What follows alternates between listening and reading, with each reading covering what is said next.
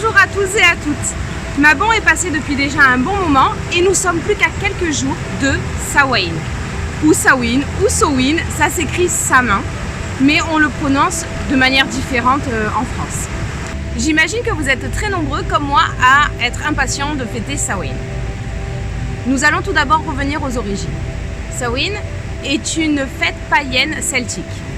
C'est le premier jour de l'année et il s'agit du mois de Samonios. C'est aussi une fête qu'on appelle donc Samonios dans certaines fois. Cette fête est liée à la mort. Une fois que les récoltes sont finies, on passait à l'abattage des animaux. Chez les Celtes, comme chez les Nordiques, on passe de la période claire à la période sombre désormais. On parle d'une fête qui durerait 3 jours, où les druides officiaient et les personnes du village devaient venir manger, festoyer et repartaient chez eux à la fin de ces festivités avec une flamme du feu de joie qui était fait lors de cette occasion. Il paraît même qu'il y avait une superstition qui disait que quiconque serait absent à cette fête serait victime de maladie ou de mort.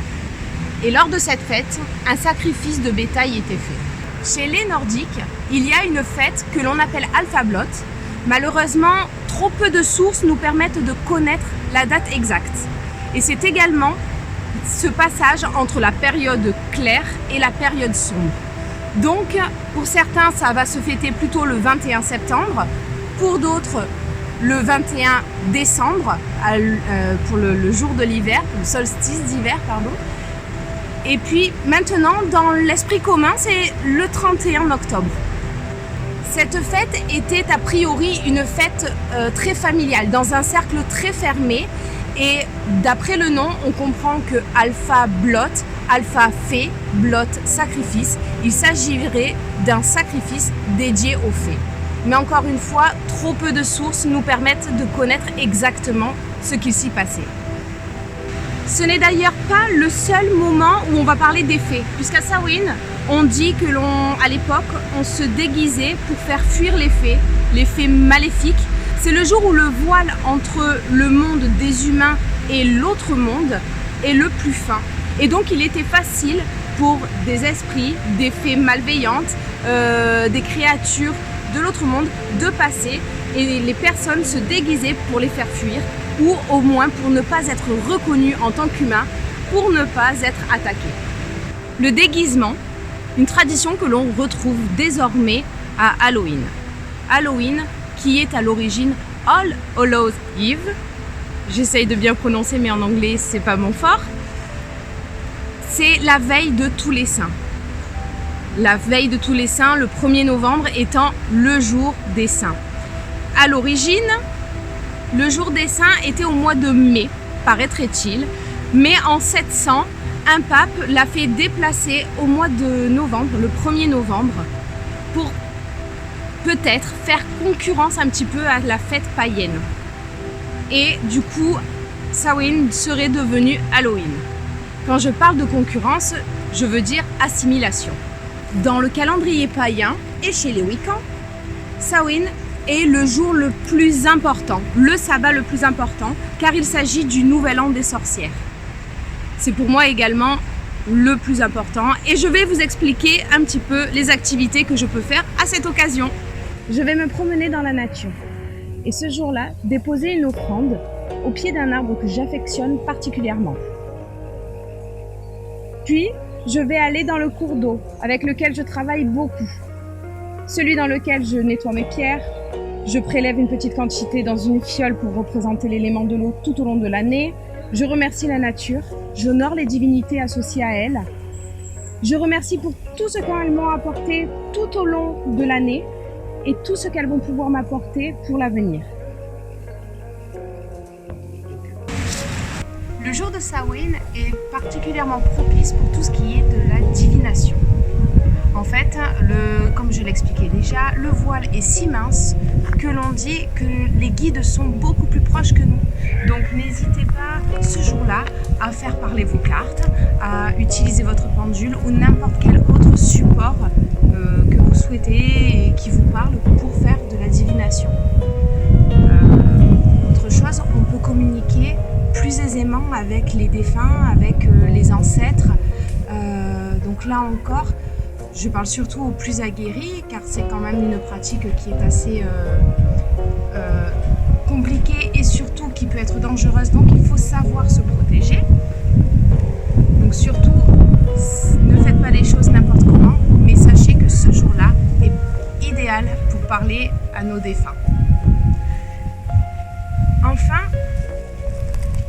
pour ce qui va être de mon petit rituel, comme j'ai l'habitude de faire à chaque sabbat, je vais noter dans un livre, dans un cahier, tout ce qu'il y a à bannir de l'année précédente, toutes les mauvaises actions ou les mauvaises habitudes que j'ai pu avoir. Et enfin, mettre sur une autre page ce que je souhaite par contre, ce que je veux, quels objectifs je souhaite atteindre, quels nouveaux comportements je veux. Et donc les nouvelles résolutions de la nouvelle année, de l'année des sorcières. Donc je vais, tout ce qui est négatif, moi j'ai tendance à brûler ce qui est négatif, donc ça va être avec une bougie noire, toujours aux couleurs de Samhain. Je vais brûler tous mes vieux démons, toutes mes mauvaises habitudes que j'aurais notées sur ce papier. Et enfin, pour les bonnes actions, je vais les enterrer, ou bien, alors soit les enterrer, les mettre en terre, pour qu'elles puissent se transformer, être vraiment, comment dire, c'est un sentiment que j'ai en moi, hein, c'est quelque chose de très personnel. C'est ce que je fais quand je veux quelque chose, je vais le mettre en terre. Et enfin, ou alors vous pouvez même le mettre dans un cours d'eau. Laissez ce papier partir avec la nature. Voilà, ce sont des petites idées comme ça que je vous donne et comme je disais, hein, c'est les choses à enlever, à bannir, à arrêter et enfin les objectifs et les nouvelles résolutions pour l'année à venir.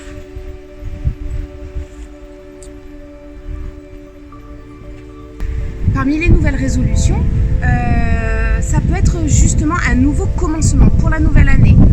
Pourquoi pas recommencer ou commencer un nouveau livre des ombres, un carnet, quel que soit comment vous l'appelez, ou bien même un nouvel apprentissage, les runes, les plantes, une nouvelle discipline, je ne sais pas. Et même, pourquoi pas, pour ceux qui ont le plus de complications à trouver un temps pour soi, de s'octroyer et de s'y tenir au moins un bain magique par mois, ou bien au moins 5 minutes de méditation par jour, ou une demi-heure par semaine. À vous de choisir, à vous de voir ce qui est réalisable et ce dont vous avez vraiment besoin et envie. Voilà, je suis de retour à la maison pour vous parler des activités. La nuit vient de tomber, il commençait à faire un petit peu frais dehors, je serai mieux à l'intérieur. Alors tout d'abord, je vais vous présenter Otala. Otala qui est venue s'installer pendant que je mettais en place la table. Je la laisse se reposer et la petite anecdote, c'est qu'elle s'appelle Otala car on l'a recueillie avec ses deux filles, ses deux petites filles. Et Otala est une rune qui parle justement de l'héritage des ancêtres, de la famille, du lien de filiation. Et c'est également une des runes que j'utilise beaucoup pour Samhain. Le deuxième, c'est mon petit Mirom qui m'a été offert par une amie très chère, Amandine, qui a une boutique qui est top, je vous la conseille. Elle s'appelle Mirom Atikae. Hein, Amandine, ça y est, c'est une star. Voilà, donc je suis bien entourée. Bon, j'aime la nature, j'aime les animaux. Je pense qu'on est nombreux dans ce cas-là. Je vais vous parler de mon activité favorite. Dès que ma bon est passée, l'automne s'installe, le froid arrive. Alors là, je sors les plaids, je vais acheter ou récupérer toutes les épices pour faire mes thés favoris, car j'adore le thé épicé. Et à l'approche de Samhain, d'Halloween, il y a plein de films super sympas qui sortent sur un tas de chaînes avec des sorcières, avec des créatures. Voilà, c'est une de mes activités favorites que je fais souvent avec ma fille. Ensuite, il y a la citrouille. Alors là, elle est déjà achetée. J'ai malheureusement pas de champ de citrouille. Je ne l'ai pas encore sculptée, j'ai pas encore creusé car on n'est que le 18 et pour qu'elle puisse tenir jusqu'à Samhain, je préfère le faire un peu plus tard. Donc la citrouille, c'est un symbole très présent à Halloween, mais savez-vous d'où ça vient? Ça vient d'un conte, d'une légende irlandaise. C'est Jack O'Lantern, donc Stingy Jack, qui est un ivrogne, un radin, il a toutes les qualités, ce monsieur.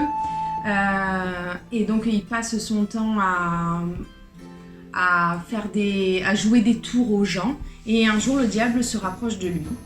Ils décident d'aller ensemble boire un verre.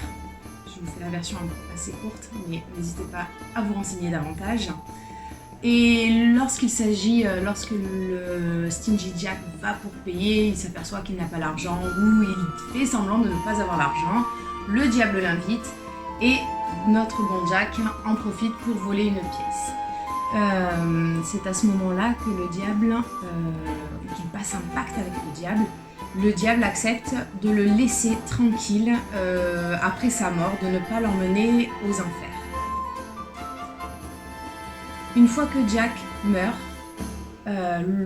il n'a pas été suffisamment bon pour aller au paradis, mais il n'ira pas non plus en enfer. Donc il est condamné à errer entre les deux mondes. Le diable offrit à Jack un navet creusé pour y recueillir des braises afin qu'il puisse s'éclairer comme une lanterne, un lampion, dans ce chemin où il était condamné à errer. À l'origine, il s'agissait d'un navet. Les citrouilles sont venues après car les Irlandais, quand ils sont arrivés aux États-Unis, ils ont trouvé en grande quantité des citrouilles plutôt que les navets. Donc désormais, on utilise la citrouille que l'on creuse, que l'on façonne avec des visages plus ou moins méchants pour faire peur aux entités, pour faire peur aux créatures qui peuvent venir à cette période de l'année où, comme je disais, le voile est très mince entre le monde des humains et l'autre monde.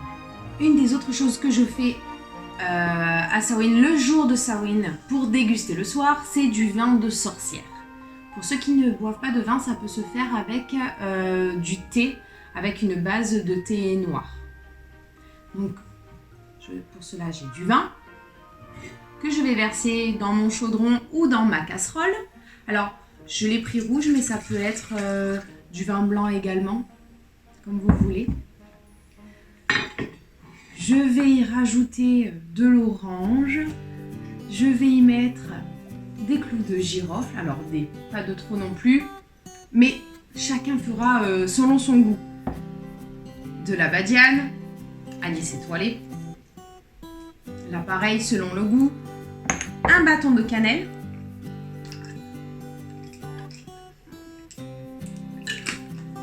Et de la cardamome, j'adore ça. Oh, ça sent trop bon. Je l'incise un petit peu,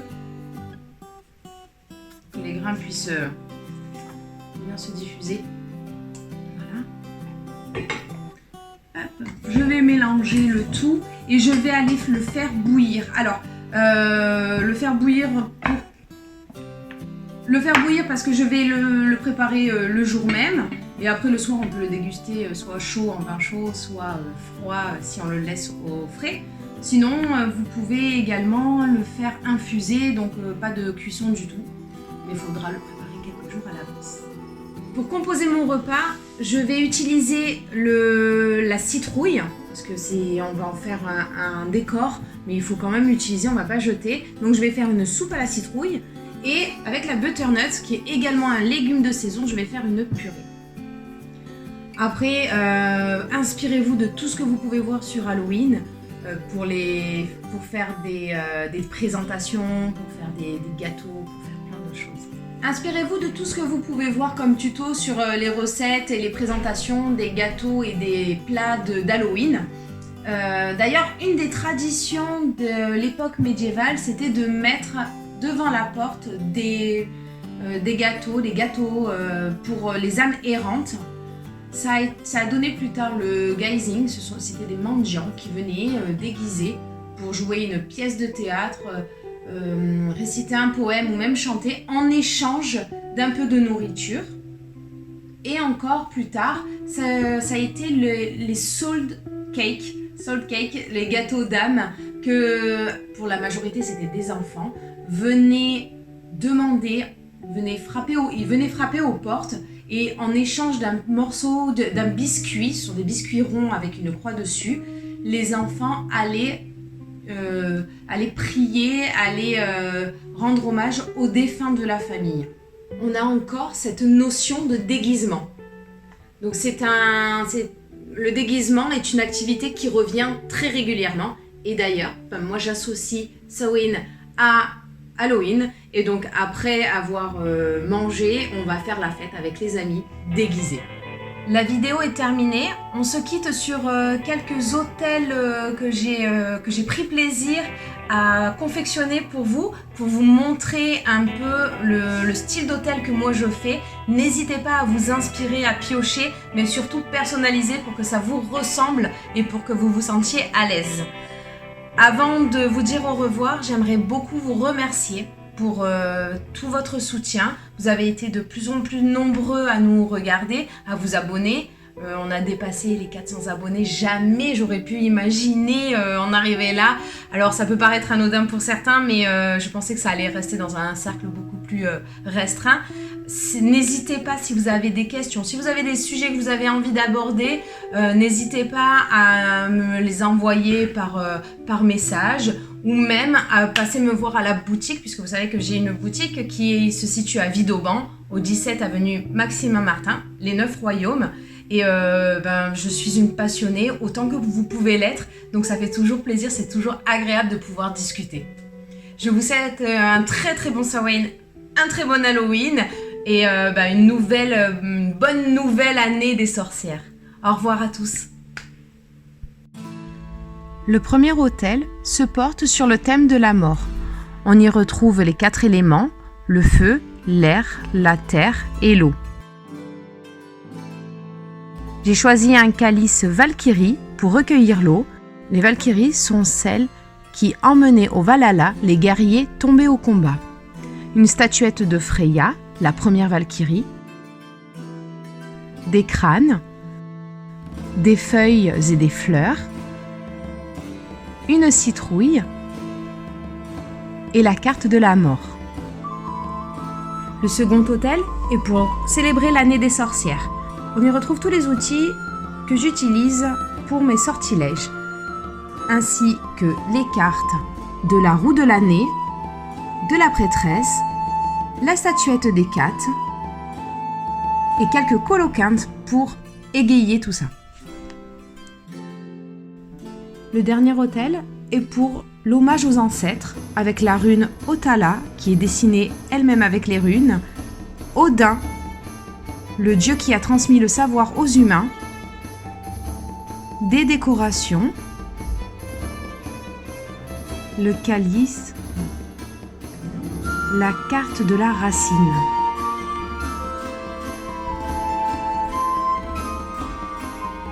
Irminsul.